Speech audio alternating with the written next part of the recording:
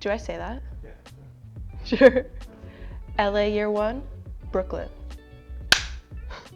I am from Wisconsin, where the weather's not great. It's colder than Antarctica. So I moved to LA, but I couldn't really afford the rent, so I chose to live in my car. So living in my car was definitely an experience. I think I was young enough and didn't have enough responsibilities that it was like fun.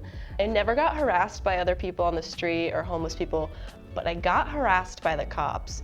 They always pegged me as someone who was like a drug addict living out of their car. It just didn't make me feel great about myself because I was like sober back then and I was anti-drugs back then.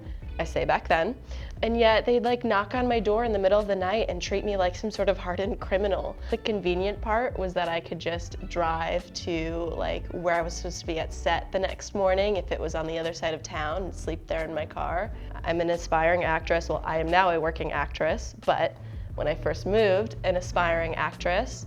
So I worked background in films and TV almost every single day. Actually, I still have a stack like this big of my background paperwork. I got to be on a lot of really big sets and I got to watch a lot of big professionals and like stand next to big name actors, which to me, starting out, that was like a huge up because I'm from a very small town and I never imagined getting the chance to stand right next to someone like Chris Hemsworth or Luke Wilson and they say hi to me and I'm like, oh, this is just a normal day at work. I spent 1 year in LA and then I actually moved to Atlanta because I was kind of like, fuck LA, this sucks.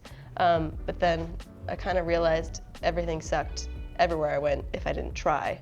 And I think I wasn't trying. I think by living in my car, I was being a little too relaxed about everything. So I moved back to LA. Now I've moved up and I am doing more principal roles, though I look back on my first year and I think how crazy I must have been because there is no way you could get me to sleep in my car these days.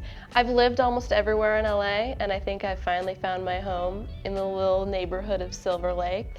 Now I have my own little room in a nice little cottage. So my first year in LA was really, really rough, but after sticking it out and doing some growing up, I really feel like I'm where I belong and that I'm making my way to where I want to be. All right, perfect. Thank you.